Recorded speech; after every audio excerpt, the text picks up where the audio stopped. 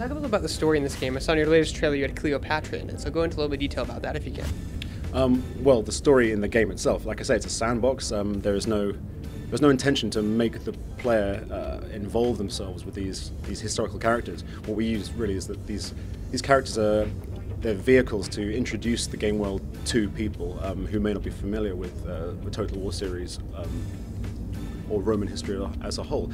Cleopatra is obviously a well-known figure from history.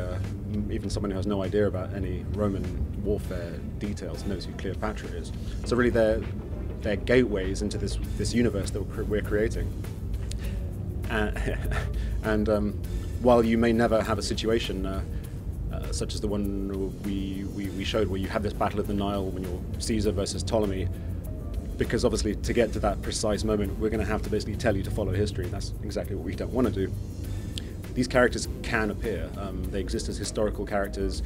They may turn up and either help you or fight against you.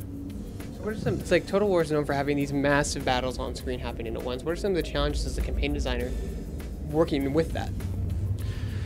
Well, obviously, to get the most epic battles, you need to have epic armies, which you create on the campaign map and then move around. So what we have to do is facilitate the creation of these great armies, ensure that AI factions will also be fielding equally large armies, and that when push comes to shove, you're going to have big clashes.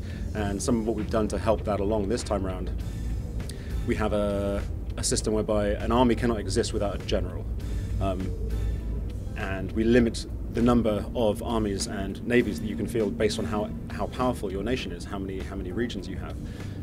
So you create this container, this army, and you recruit units straight to it. And because you're limited in the number you can have, at the start of the game at least, you'll have a handful of these, and they'll be chock full of units. And hopefully you'll be able to keep them maintained. So every time you come across an enemy army, you know that that's one of 3, 5, 7, 9 armies, depending on where you are in your campaign, that will be maintained to maximum strength and will hopefully provide for some pretty epic conflicts. What are you looking forward to most about players experiencing Total War Rome 2? That's a difficult question. It's obviously it's a giant game. It's the biggest game we've ever made, spanning from the western tip of Spain all the way to Bactria in the east. And within that, there's so many opportunities for players to discover not only the history, but each of the factions that inhabits those areas plays very differently.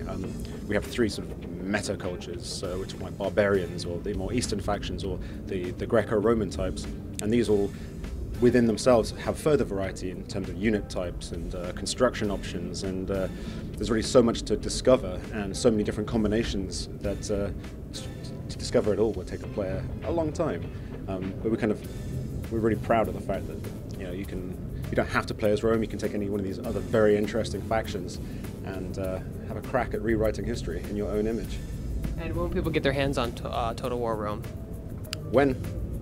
3rd of September this year, 2013.